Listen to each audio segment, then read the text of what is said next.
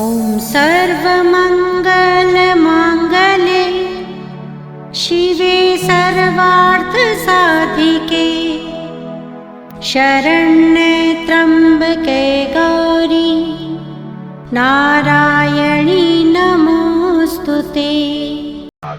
अन्य कथा के प्रति भूखी बाकी भोजन तो वो होना चाहिए ना जिसको करने के बाद कम से कम कुछ देर तक तो भूख न लगे, वरना आप रोटी खाते जाइए, ये बहुत अच्छा है, और फिर माँ से कहिए या धर्मपत्नी से एक और दो, एक और दो, एक और दो, एक और दो करते जाइए। एक बार छल्ला के वो भी बेलना दिखा चाहिए कितना और। अरे भैया पेट ही नहीं भर रहा क्या, कितना और। तो भैया भोजन तृप्ति के लिए, कथा भी तृप्त करती है।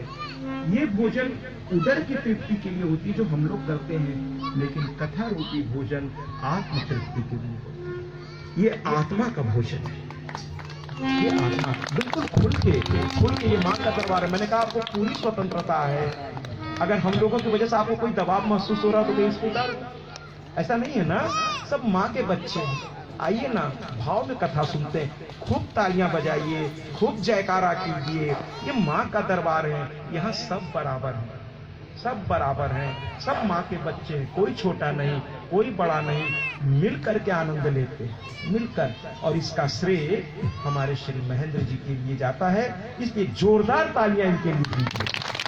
शायद इस क्षेत्र में श्रीमद् देवी भागवत पहली बार हो रही है, इसका श्रेय महेंद्र और उनके परिवार और उनके सहयोगी श्री राम जी और भी जितने लोग हैं, मैं उन सबको प्रणाम करता हूं।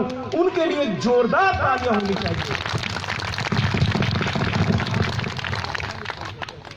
तो श्रीमद् देवी भागवत, श्रीमद् भैया भैया अगर मंच पे आप मर्यादित तो इनको कैसे करेंगे, तो ध्यान रखें कि श्रीमद् देवी भागवत, श्रीमद् देवी आइए ना देखे तो सूत जी से क्या कहा उन्होंने। कहा भैया बहुत कथाएं सुनी, मन नहीं, कुछ ऐसा करिए कि लगने लगे कि जो प्राप्त है वही पर्याप्त है, कुछ ऐसा लगना चाहिए। सूत जी ने कहा अच्छा। बड़ा चिंतन किया, कहा भैया व्यास जी ने तो 18 पुराण लिखे और 18 उपपुराण भी लिखे, लेकिन एकमात्र 2 पुराणों को उन्होंने महापुराण की संज्ञा दी है। एक शिव महापुराण और एक श्रीमद् देवी भागवत महापुराण। और भैया सारे पुराणों को किसी और ने सुनाया, लिखा व्यास जी ने, लिखा व्यास जी ने, सुनाया किसी और ने, लेकिन एकमात्र ये पुराण है जिसको लिखा भी व्यास जी ने, सुनाया भी स्वयं व्यास जी ने। इससे इस पुराण की गरिमा का क्या आपको पता नहीं चल रहा है? सुनाया भी व्यास जी सबसे पहले, और वो सुनाया राजा जन्मेजय को, राजा जन्मेजय को। ये पूरी कथा राजा जन्मेजय और व्यास जी के बीच प्रश्नोत्तरी के रूप में यहाँ सूत जी से कहा गया कि भैया कोई ऐसी कथा करते, कोई ऐसी कथा। तो सूत जी ने थोड़ा सोचा, थोड़ा चिंतन किया और कहते हैं कि आइए आज आपको देवी भागवत सुनाते हैं। देवी भागवत कहे अच्छा देवी भागवत, कहे हाँ देवी भागवत सुनाते हैं। इस कथा का अपना ही आनंद है, अपना ही रस है, अपना ही एक प्रभाव है। इसके सुनने का कोई वो नहीं है कि केवल नवरात्र में हो, 12 महीने में कभी भी आप इसे सुन सकते हैं, कभी भी इसे आप सुन सकते हैं।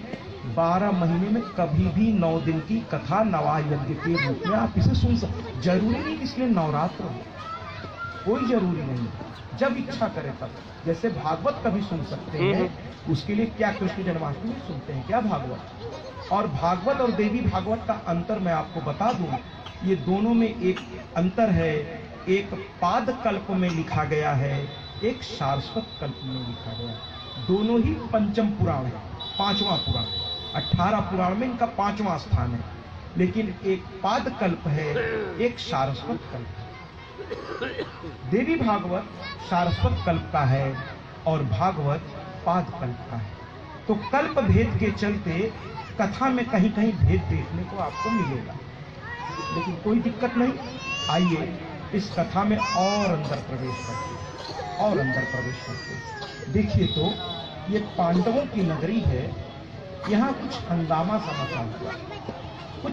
समाचार हुआ क्या, आइए देखते हैं जरा सा। हुआ क्या देखते हैं जरा। अरे परीक्षित को शर्त ने काट दिया, तक्षक ने। परीक्षित मर गए क्या? हाँ भैया, परीक्षित मर गए, अकाल मृत्यु हो गई। यहां पर आकर भागवत समाप्त हो गई, माने कृष्ण राधा वाली भागवत समाप्त हो गई। इसके आगे से देवी भागवत शुरू हो रही। परीक्षित चले गए सुखधाम, उनकी और्ध्वदैहिक क्रियाएं संपन्न कर दी गई, और्ध्वदैहिक क्रियाएं संपन्न हो गई। उसके बाद राजा जन्मेजय को वहां का राजा बनाया गया, राजा जन्मेजय। और राजा जन्मेजय जैसे ही वहां के राजा बने, एक उतंक नाम के ऋषि आए और उन्होंने क्या कहना शुरू किया, अरे तुम कैसे पुत्र हो, तुम कैसे पुत्र हो कि तुम यहां आए तो हो, तुम राज्य भी कर रहे हो, यानी पिता की दी गई संपत्ति का भोग कर रहे हो तुम, लेकिन पिता की क्या दुर्गति हुई इस पर तुम्हारा ध्यान नहीं जा रहा है। कैसे पुत्र हो तुम, कैसे पुत्र हो तुम, जरा बताओ। क्या तुम्हें थोड़ा भी नहीं लग रहा है कि पिता जो है कैसी दुर्गति में उनकी मृत्यु हुई? क्या तुम्हें इसका क्रोध नहीं आ रहा है? अरे तुम तो सक्षम हो भाई। पुत्र वो होता है जो पु नामक नरक से त्राण दे दे, पु धन त्र, यानी पु नामक नरक से जो त्राण दे वही पुत्र है, वही पुत्र है। तो तुम कैसे पुत्र हो, अपने पिता की दुर्गति भूल गए?